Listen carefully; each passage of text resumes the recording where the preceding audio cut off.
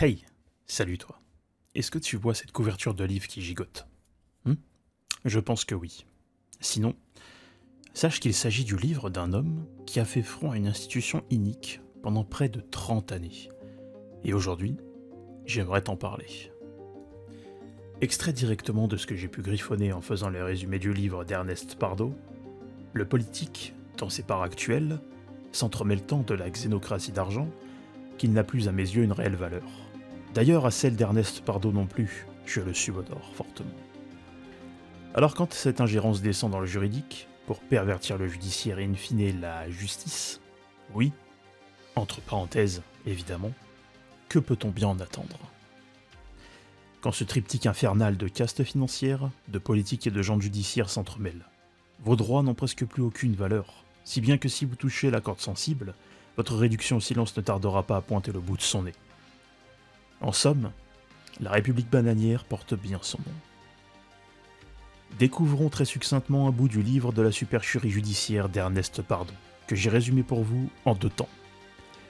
Un petit résumé si le temps vous manque, et un plus long si vous avez quelques minutes à tuer.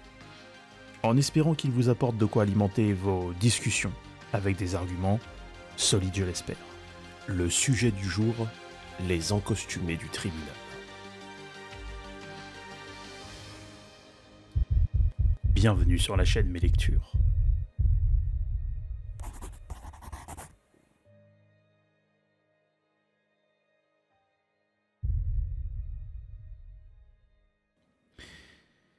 Si vous ne connaissez pas mon travail, je suis un lecteur passionné d'œuvres hétéroclites, et depuis plus d'1 année, je fais un bout de chemin sur YouTube pour vous fournir des résumés synthèses de ces dernières. Voici en quelques images ce que j'ai déjà produit. Dans la vidéo précédente, nous parlions de la fumée de cigarette sans cigarette, où par exemple un réquisitoire d'avocat montre l'exemple en termes de manœuvre dilatoire, effet plutôt que cause. Et bien d'autres vidéos encore que je vous laisserai consulter sur ma chaîne. Place à la vidéo du jour avec les résumés synthèse en 3 points.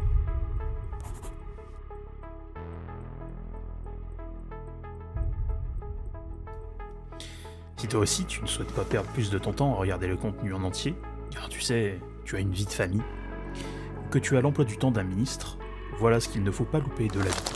La cour de justice, entre guillemets, entre parenthèses, est décrite par l'auteur comme une corrida, où le taureau, empli de sa vigueur, est un objet de convoitise pour les toreros qu'il faut mettre à mort.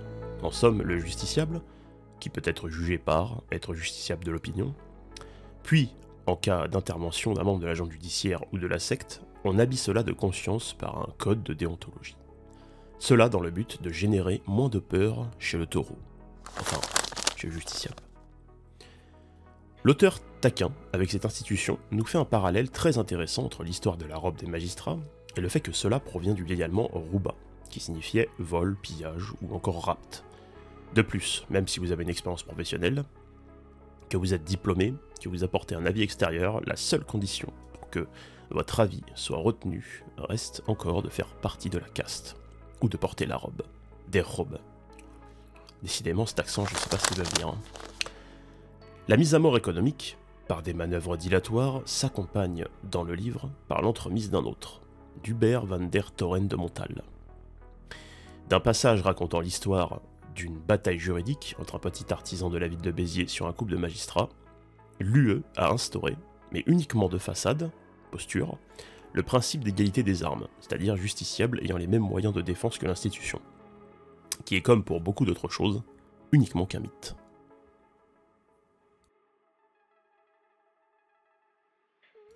Concernant les mots-clés, nous avons la cour de justice est décrite par l'auteur comme une corrida. La seule condition, pour que votre avis d'expert soit accepté, faire partie de la junte.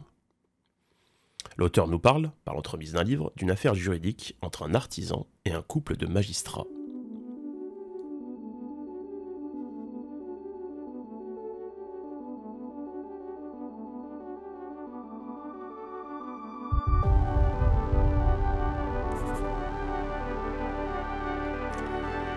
Les encostumés du tribunal.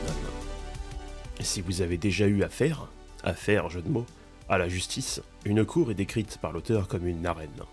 Comme à l'instar d'une corrida, chaque acteur fait quelque chose de bien précis dans l'objectif de mettre à mort le taureau. enfin le justiciable. Personnellement, je vois plus cela comme une grande piècette de théâtre, où la personne, c'est-à-dire vous, la personne juridique, va défendre son personnage, masque de théâtre, sur une scène.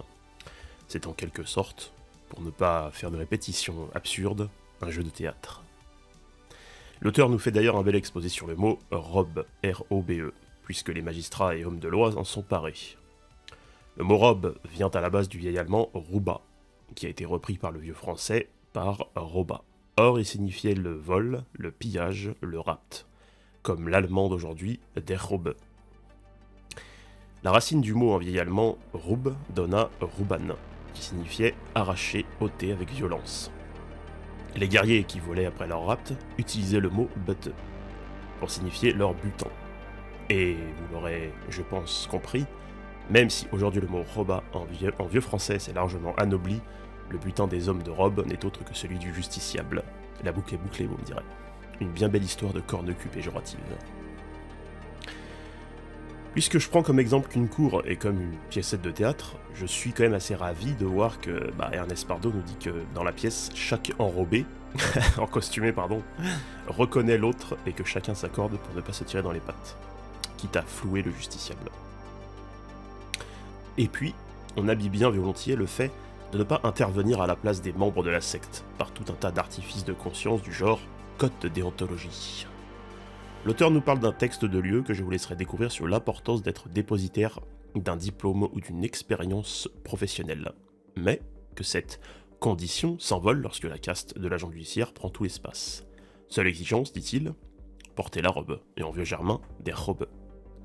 Je sais pas si l'accent est très bon, hein. Si vous parlez allemand, hein, faites-le moi savoir dans les commentaires évidemment. Pour continuer dans l'arène, ou dans la pièce de théâtre, l'auteur continue donc sur l'importance que le justiciable, comparativement au taureau qui rentre pour se faire dégrossir, arrive avec toute sa force, sa vigueur et sa vaillance. Sa mise à mort économique et financière s'accompagne en parallèle d'une histoire racontée par l'œuvre d'Hubert van der Toren de Montal, que l'auteur nous partage, racontant très brièvement l'autopsie d'une enquête, d'un combat entre petits artisans de Béziers versus un couple de magistrats. Suspense. Mais retournons dans l'arène, là où les responsabilités, lol, sont diluées entre chaque participant. Dans l'arène, l'UE a instauré, mais uniquement pour la façade, le principe d'égalité des armes, qui est évidemment un mythe pour notre pauvre taureau. Démuni et affaibli de toutes parts, il est impérieux qu'il se rétablit dans ses droits. Alors le système de l'agent judiciaire au politico-financier lui opposera des manœuvres dilatoires à l'infini, pour le priver de se renforcer à nouveau. À cette source tu ne boiras plus. Pour comprendre cela, Ernest Pardo nous reparle donc de deux concepts importants, la juridistique et la judiciaristique, qui permettent de substituer l'autoritarisme à l'autorité. Voyons donc, dans la prochaine vidéo, où cela nous mène. Cette vidéo étant maintenant terminée, j'espère qu'elle a pu vous apporter des éléments de connaissance, et qu'elle vous permettra d'avoir plus d'arguments, si vous aussi, vous êtes des chercheurs de vérité. Je vous remercie de l'avoir écouté jusqu'au bout, si ça a été le cas.